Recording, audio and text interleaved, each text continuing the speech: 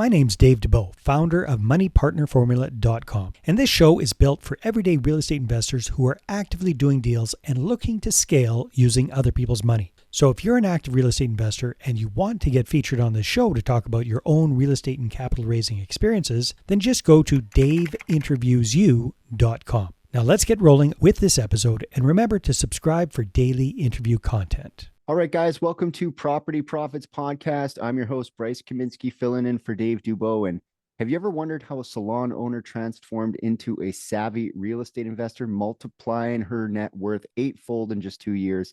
Well, today, my guest, Jessie Dillon from Massachusetts, is here to share her remarkable journey of turning salon scissors into investment success. Jessie, welcome to the show. Great to have you here.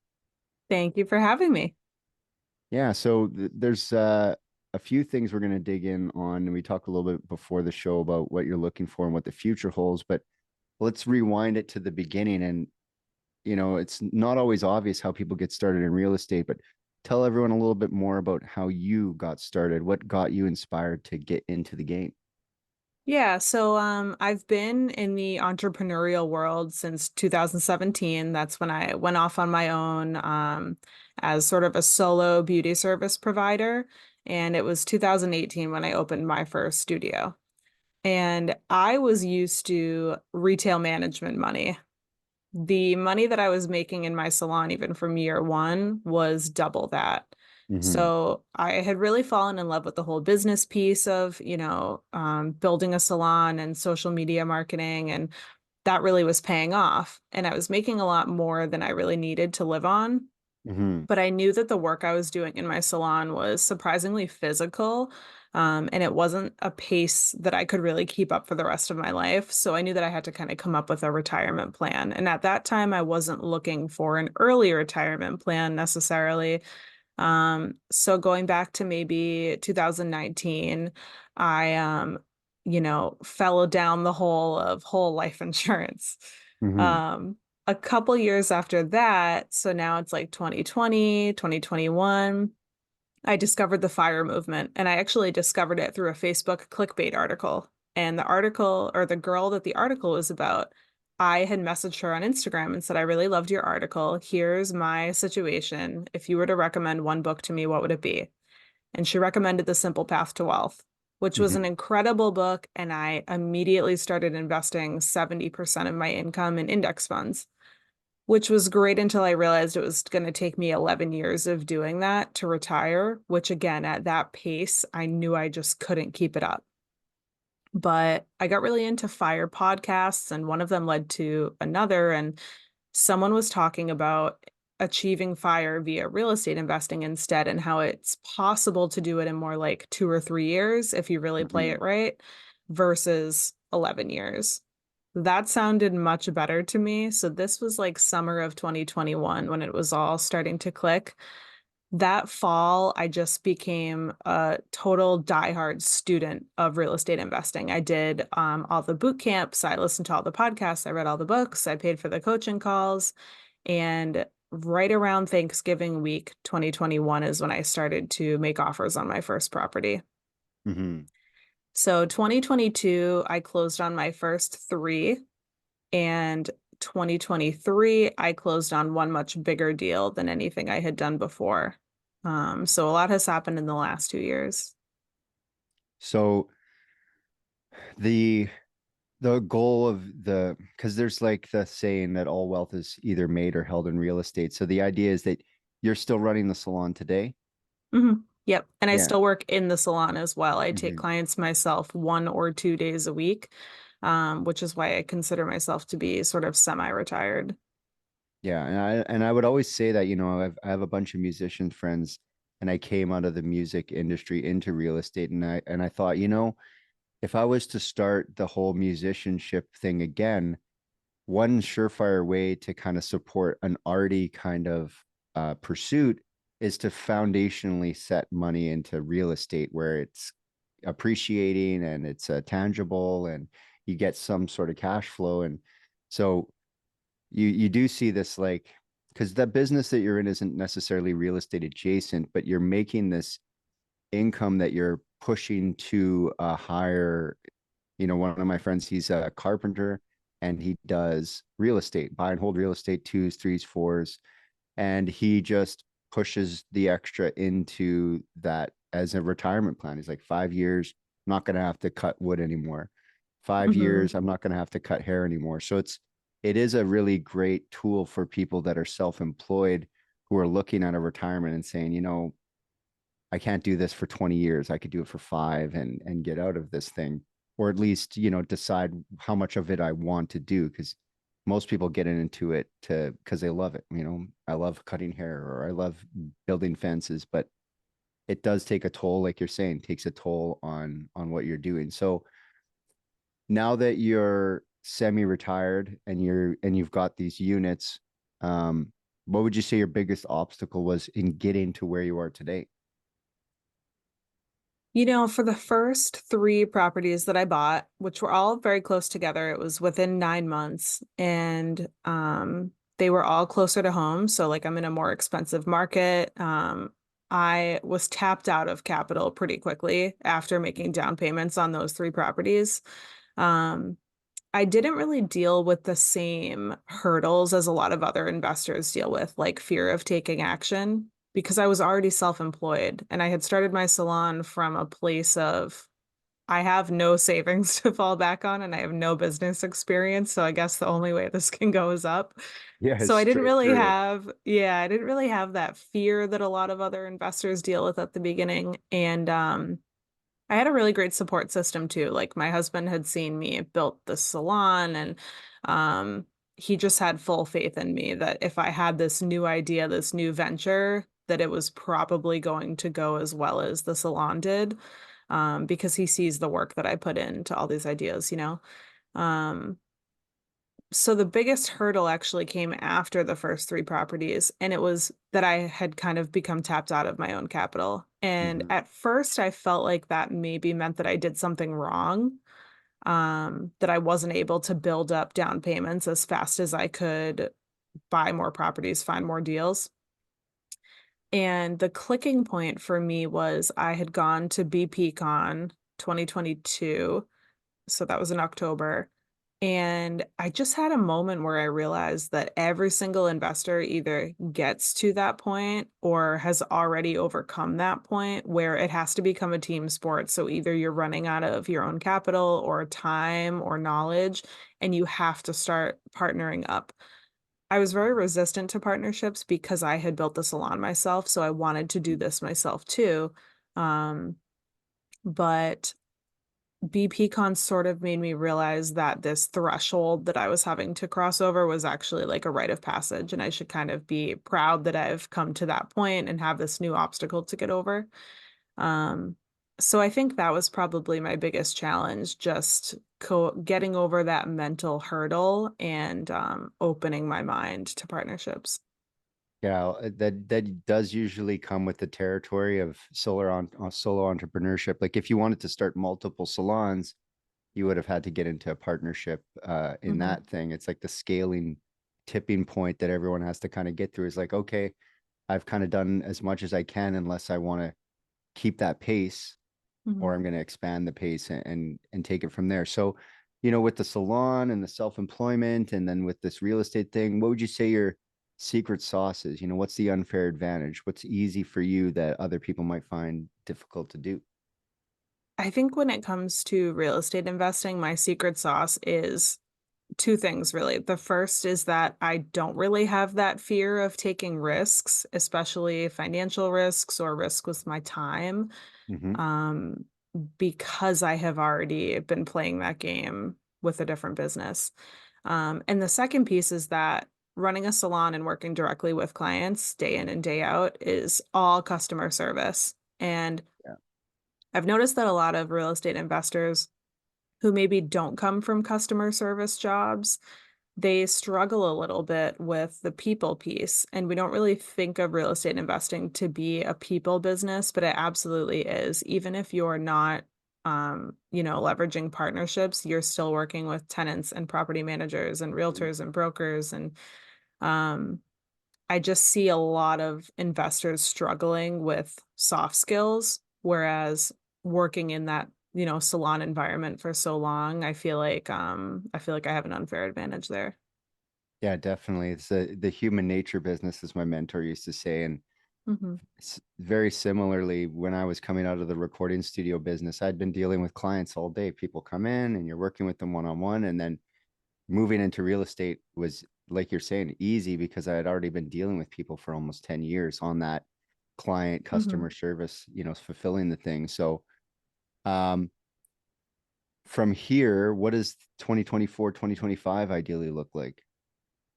Yeah, so this past year I finally got into my first partnership.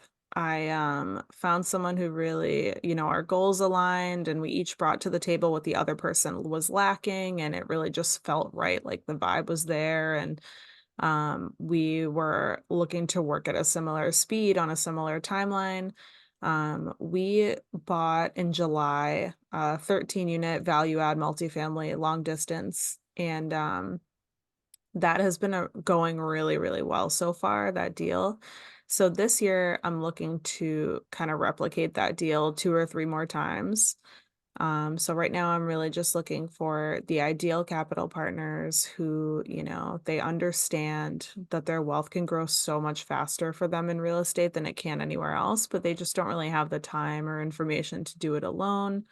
Or maybe it's someone who would love to do it alone, but they just want a partner for their first deal so they can kind of learn the ropes a little bit. Hmm. Um, so yeah, right now I'm just kind of exploring different partnership opportunities, looking for that right person. And I'm again really just looking to do two or three really great deals this year. I'm not really looking to, go over the top. Um, and doing two or three more deals similar to that one will actually be enough to make both myself and my husband work optional and then some. So Hmm. as of right now, that's really the ultimate goal. I would love to lie to myself and say that I would stop after that because I'll have done what I wanted to do, but I know that I will not stop after that. I'll come up with some new goal. Hmm. So what size unit was the last one that you could do a couple more times to get out of the game? So the last deal that we had done that I did with that partner over the summer was 13 units, and I would like to do a couple more around that size. Yeah, they exist. They're not maybe as prevalent everywhere, but are you finding that sort of product in your marketplace? Definitely. And I feel like there's not a whole lot of competition for buildings of that size because I feel they're a little too big for the small guys, too small for the big guys, unless they're being sold in a package. Hmm. Yeah. So right now, as you move forward, it's all JV partnerships or equity partnerships to fund your deals. Yeah, so I really love a 50-50 equity partnership. I feel like it sets a really nice tone. It sets a good precedent that, we are in this together, like a marriage for better or for worse. And, I think a lot of investors, like active investors, particularly look for just private loans, and they Mhm. don't want to give up that equity piece or, um, all the other perks that come with actual ownership. I am perfectly happy giving up, half of the other upsides. Um, because I really like the tone that it sets, to be 50-50 owners of the property. Yeah, the private loans kind of have the money partner not so engaged, and they're just like, Mhm. where's my money? Whereas like, especially with what you're doing, um, they're invested Mhm. both kind of emotionally and financially because they're like, I'm 50-50 in this thing. If it goes up or down, I should probably be on top of that. So what's one of the strategies you're using right now to access additional funding for your deals? So I have a pretty good system laid out. There are certain things that I do daily, weekly, monthly, quarterly to try to get in front of the ideal partner. So to give some examples, I do a monthly email newsletter, just kind of outlining everything that I have going on and just touching on potential projects that we could do together. Um, I do local workshops, like in person, on how to buy your first rental property. So a lot of times people will come to these workshops and essentially feel, this is a little more involved than I expected. I think maybe I want to partner on the first one. Mm-hmm. Um, I also go out of my way to go to at least 2 networking events monthly and tell everyone what I'm doing. And I don't go to real estate networking events to do this because typically everyone else at a real estate event is looking for the same thing that I'm looking for.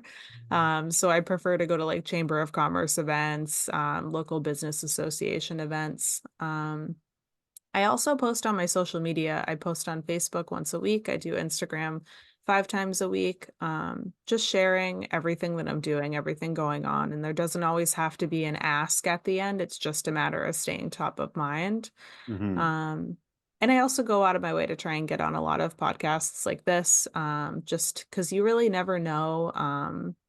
You really never know who's listening. It could just be that ideal person. Yeah, I think that if just to reiterate the point you hit in case people missed it, don't go to real estate events to raise capital. You're just standing around with the same people also looking for capital. I love that you said, "Oh, I'm going to go to this networking event and that networking event outside and touch the other businesses." Because if they wanted to be in real estate, they'd probably already be. And so a lot of these investors, they want to be in it in a way, but they don't want to do all the work that we do to make these things happen. Otherwise, like if they have the money, they would just do it. So the reason they don't do it typically is they don't want to do the activities. They could probably figure it out, but they're maybe busy running their concrete company or their restaurants or whatever. And they just want to diversify, much like you did with your salon, into real estate, but they don't want to get into real estate the way that we're in here. So when with all the things that you're doing to connect with your investors, what have you found to be most effective to kind of keep in touch with your current investors? To keep in touch with current investors, so every week I do reach out to everyone who I've been talking with about potentially partnering up. So I'll just kind of touch base with people every week. I have sort of a running list of people that I've been talking with. Um, and anyone who I have actually already done a deal with, I do a monthly newsletter or a monthly email. And that's for something that's, still really in the thick of the value add process. For something that's already stabilized, I would switch to more of a quarterly email. Mm-hmm. So when it comes to the deal flow, are you a find the deal and then put the money together, or do you prefer to have your capital kind of lined up and then go looking for the next deal? I have super strong feelings about this. So I like to find the right partner first and really identify together, what are we looking for? What are we both comfortable with? How much capital do we have to work with here? And then I will go find a deal that's suitable for us. Um, I have been in the position in the past where, I had a great deal under contract, and unfortunately, my partner had to back out last minute for personal reasons. And I was in that position where I had to kind of scramble to try to find another partner to jump in the final hour. Mm-hmm. And I think, if you find the deal and then try to find the money, you're going to probably be rushed into less than brilliant business or partnership decisions. I think you can just make better decisions when you are not on a timeline like that. Yeah, it's like wanting to get married and going and finding someone. It's like, how about you Right. find someone, decide that you want to get married, then go and buy a house. Mhm. So, walk me through a little bit about how you present the deals. It sounds like you've got a pretty systemized approach. So, tell us a little bit more about how the presentation goes with your investors. How do you go about doing that? Yeah, so essentially, if I meet someone and it seems that we want to talk more about possibly partnering up and how that could look, Mm-hmm. I have a Calendly link that I'll send them, and it'll bring them through a quick survey just asking about, their financial picture and what their goals are. Mm-hmm. And it'll let them book a Zoom with me, a 30-minute Zoom. So we'll meet over Zoom. I'll have some of the background information already. And we'll just kind of discuss, what our short-term and long-term goals are, where we're each at financially, what our fears are around partnering, what we each really are strong with working with other people, ideal timelines. And if it seems like we're on the same page, I'll next send them a recording of my last partnership info session. So these are more intensive, like hour and a half Zoom presentations with a slide deck going over all the details of me, my portfolio, the type of deals that I'm looking for, how I set up these partnerships, what the timeline would be like, questions for reflection, all these things. So I'll have them watch that recording and then sort of report back to me and share any questions that came up. And typically, the next step will be I'll encourage them to meet with a financial advisor who does not have anything to sell them, who also invests in real estate. And I'll have them say, talk with that person and just make sure that you're investing from a place of financial strength. Like you never want to be investing your last dollar in a Hmm. deal. Hmm. Um, because again, in that situation too, there just wouldn't be good business decisions made. Um, so once they feel good and they have a dollar amount that they have in mind that they're ready to invest with, we'll get started with creating a trust, opening a joint account, partially funding the account, and then I'll go out and start looking for a deal. Nice. So, um, for people to invest significant amounts of capital with you, they typically falls into the like no trust Mhm. category of, breaking down that barrier to entry. So what do you do as far as, because you're doing this social media thing, you're doing these newsletter things, how do you weave in that like no trust so that people can really get to know you as far as the things you're doing to let people know you're in business? Yeah, I mean, I think most of the people who I talk with about potentially partnering up, it's people who have already consumed a lot of my content. They've listened to a lot of the podcasts, they've read the newsletters. I'll see that they opened a newsletter like 10 times. Maybe they're sharing it with a spouse. They like all my Instagram posts.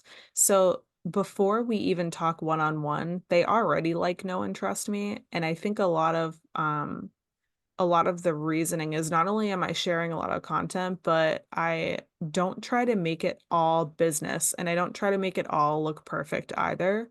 Hmm. Um, I really feel like with business in general, but especially with partnerships, like people buy from people. They want to see, me and who I am as a person and my life outside of work. And I share all of that on my social media as well too. And I think that helps.